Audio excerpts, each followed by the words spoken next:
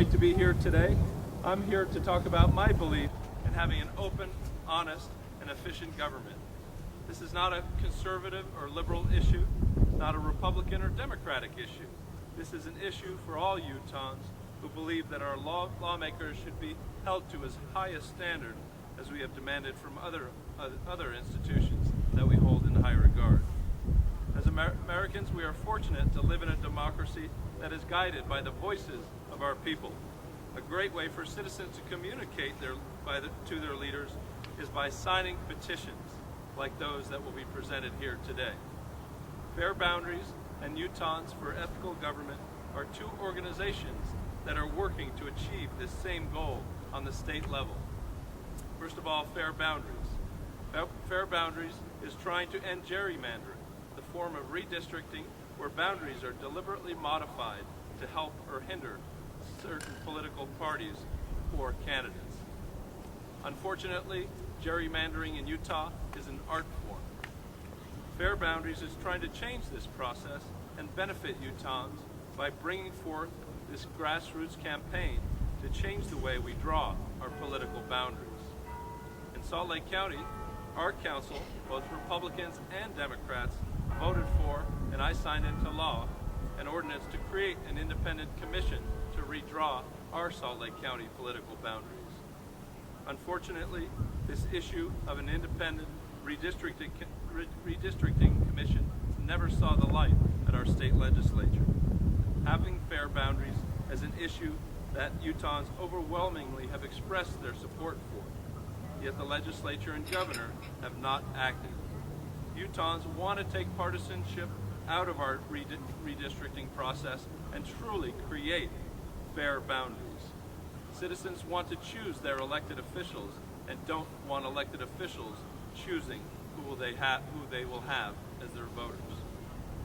And Utahns for Ethical Government. Our citizens also are demanding a state government that they can trust, and that is why the Citizens for Ethical Government initiative is so important. Citizens want legislation that reduces the influence of money in our political institutions. Citizens want an honest and efficient government. When I first became mayor of Salt Lake County, I worked with our Republican-controlled legislative body, and together the Republicans and Democrats passed real and meaningful ethics reform. As county mayor, I opened up the access to our cabinet meetings and our records. Salt Lake County government banned employees from taking gifts. We published and made available a list of county contractors, mandated ethics training for employees, and placed limits on campaign contributions. We took these issues head on and we passed them. We did not come up with excuses or watered down initiatives. Governor Huntsman created a bipartisan commission, the Governor's Commission on Strengthening Democracy, which worked for several months to come up with intelligent suggestions for our governor and legislature. Unfortunately, after he left, they were mostly ignored.